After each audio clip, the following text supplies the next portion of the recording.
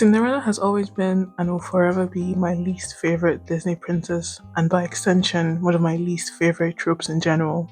Whenever I see a fic, a novel, a show, or a movie that markets itself with the Cinderella trope, it definitely lowers my expectations going in, and the actual story very rarely surpasses it. See, I grew up in 2010s, and so naturally, I was bombarded with like 1001 adaptations, retellings, and stories of Cinderella. In my early teens, I grouped this irritation that I had for Cinderella under my general not like the other girls phase because I saw Cinderella as the ultimate representation of femininity, which I at the time wrongly associated with weakness. However, once that phase passed, but the feeling persisted, I shoved it into the back of my mind, thinking that it must be the dislike you have for things that are like constantly overexposed to you and shoved in your face. I was thinking that I just wanted to be so different so bad.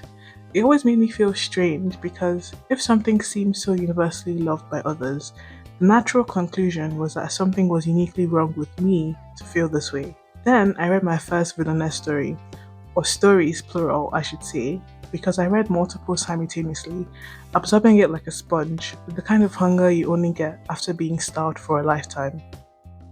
I felt completely vindicated because for the first time I was looking at what is basically a Cinderella story from the perspective of the woman who was supposed to become queen, someone who spent her entire life being educated for politics, understands noble customs, has built relationships with powerful families, and who has been preparing herself for a role that will affect an entire nation. Then one day, the prince throws her away because he met a pretty girl at a party. I saw this, and suddenly all the things that used to bother me made perfect sense. Seeing the same tale of a neglected woman suddenly being plucked out of obscurity and receiving the praise and rewards she was always destined for always made me so irritated, and I just could never put my finger on why. See, Cinderella stories usually go like this. She meets the prince once with her identity obscured, and in modern retellings, she usually meets him without hiding her identity prior to the ball, party, or whatever is in place for that story, and an instant attraction is established between the prince and our Cinderella. The prince falls in love after meeting her at the ball, and then sometimes writers like to put in this whole pseudo love triangle shtick with her, him, and her alter ego. He falls in love, and after a whole arc of her trying to keep her identity secret for him for like whatever contrived reason that the author can come up with, her secret eventually comes out and they end up together. A lot of modern retellings try to fix the issues of the ancient tale by giving Cinderella more autonomy and giving her a personality outside of the abused victim whose prince comes to save her. Unfortunately, these modifications to the tale did little to nothing about the dislike I had for the story as a whole. For centuries, Cinderella has represented a particular fantasy. To me, it was a fantasy illustrating that goodness and kindness was just enough to be rewarded with a good life. It was telling me that competence, influence, or expertise wasn't necessarily required to be recognized. I just needed to be kind and pure hearted, and eventually, someone important would recognize my worth. I mean, I can see why the trope is so popular. It's an incredibly appealing narrative because it promises that even with little to no effort on your part, apart from enduring abuse silently, your virtue will be rewarded eventually. But when I actually thought about what happened after the wedding in Cinderella stories, that's when my dislike started. Because I knew that becoming a princess wasn't just getting a nice dress and living in a palace with servants to tend to my every desire. Being a princess is a job, and it's not just any job, it's one of the most politically important jobs in the country. Yet, most Cinderella stories treat becoming royalty as a simple reward rather than a responsibility. The story ends at the wedding because that's where the fantasy works best. Going any further would bring up some questions they can't and aren't willing to answer. The moment I started asking practical questions, I realized that things were much more complicated then, and they lived happily ever after. The villainous genre allowed me to start seeing the Cinderella story from the other side. Instead of seeing each event play out from the perspective of a commoner girl, we usually follow the story from a nobleman's view. The villainess is usually the fiancée, the future crown princess, who has spent her entire life essentially being groomed for the position of queen or empress. Once I looked at the story from her perspective, the entire heroine versus villainous dynamic changed massively. A lot of Cinderella stories suffer from making the antagonist very one-dimensional. The female antagonist is usually very dumbed down, hysterical, and cartoonishly evil. This isn't a flaw unique to them. Villainous stories are just as guilty of taking the easy way out, often turning the original heroine into a manipulative white lotus saintess who's secretly rotten from the beginning. Ultimately, this is just a case of how stories often struggle to write female rivals. A lot of authors seem unable to comprehend that two women can simply have competing interests without one of them secretly being a monster, but that's a topic for another video.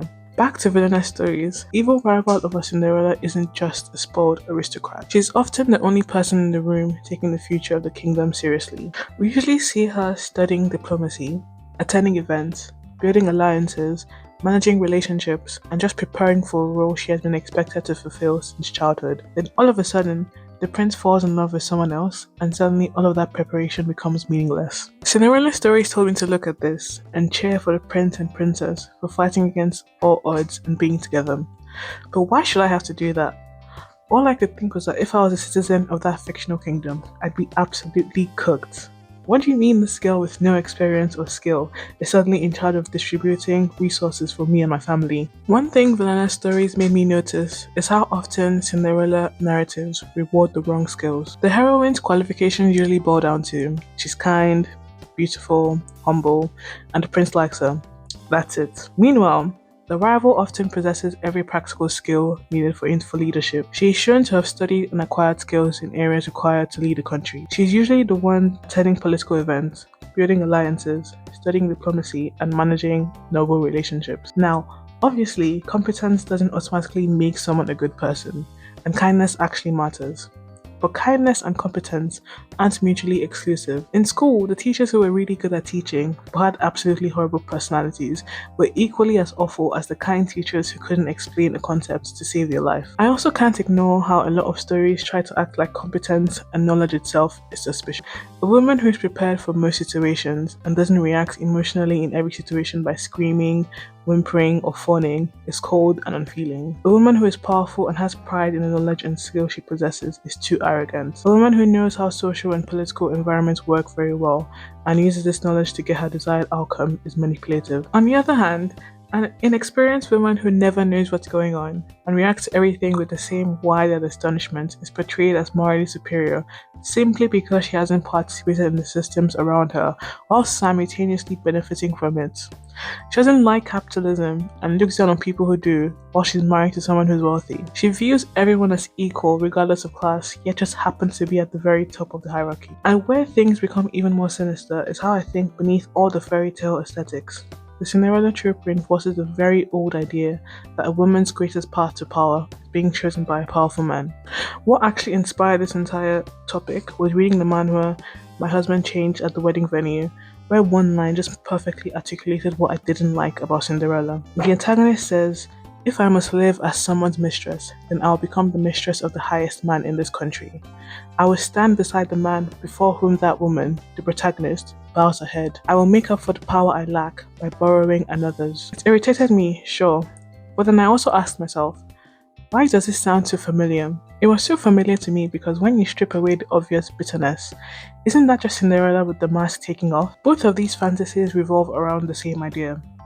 If you can't attain power yourself, the happiest ending is to be loved by the man who already has it. The only difference is that one story wraps it in fairy dust and talking mice, while the other lets the evil character say the quiet parts out loud. Cinderella doesn't become the most powerful and respected woman in the kingdom through her expertise, achievements, leadership, or her own accomplishments. She becomes the queen romantic selection because the king finds her attractive, if you want to be brutally honest. A competent woman can spend decades preparing for a position, yet the heroine can arrive with none of that preparation and snatch it away from her. And the deciding factor is which woman the prince loves. The subtle message is, no matter how capable you are, your success ultimately depends on male approval. Cinderella's rise isn't self-made. It's granted. She's elevated through her association with male power. What bothers me even more is the type of fantasy this has created, becoming even more rampant recently with the tradwife movement and divine femininity culture. Too many stories either intentionally or unintentionally romanticize helplessness by having their heroines make no active decisions to take themselves out of their victimhood, either by having them wait until their victimhood is eventually exposed and removed, or letting their male love interest or friends do it for them. Why have your female main character stand up to people bullying her when you can simply have a boyfriend or a strangely masculinized female friend do it for her? Many heroines succeed precisely because they aren't threatening. They don't compete for anything, challenge any systems, or possess any skills. They're rewarded for simply existing as someone pleasant and pretty enough to protect. Too many stories present a dream of not I became powerful, but someone powerful took care of me. There's nothing inherently wrong with wanting security. We all want security. But when stories repeatedly present dependence on a higher power as the ideal route to comfort, they start reinforcing a very specific model of femininity, where vulnerability is the goal and competence is optional. These stories idealize a world where being chosen matters more than being capable. I think villainess stories becoming so popular was just the pendulum swinging the other way after decades of the same Cinderella story being shoved down women's throats. These stories, by their nature, ask a question or the older stories never wanted to answer. What if the woman who was supposedly in the way actually had a point? What if she wasn't evil? What if she was simply the person taking her responsibility seriously? What if being competent didn't automatically make her unworthy of love? Villainess stories don't always handle these questions perfectly. Sometimes they're actually just a Cinderella story in a different font, with the abundance of the white lotus archetype. A lot of villainess stories actually create new problems, like the oversaturation of the genre with Mary Sue main characters. But despite my many gripes with it, I have to give the genre credit where credit is due, forcing readers to reconsider assumptions that fairy tales have treated as self-evident for generations. The villainous genre didn't convince me that every noble fiancé was secretly right. Some of them are actually just really evil, sadistic people. It also didn't convince me that every Cinderella figure was secretly wrong. Some women genuinely have been beaten down by life and dealt the worst possible hand, and yet approached the world with kindness. What it did was make you question why stories so often treat preparedness, competence, and ambition as undesirable traits in women. Because when you strip away the romance, many Cinderella stories aren't really about justice, they're about being chosen. And once I spent enough time seeing the perspective of the woman who wasn't chosen, it was hard not to wonder whether the fairy tale was ever as fair as it claimed to be. I don't really believe that the villainous genre destroyed Cinderella. I think it just asked what happens after the wedding ball. And it turns out, the answer is a lot more complicated than they lived happily ever after.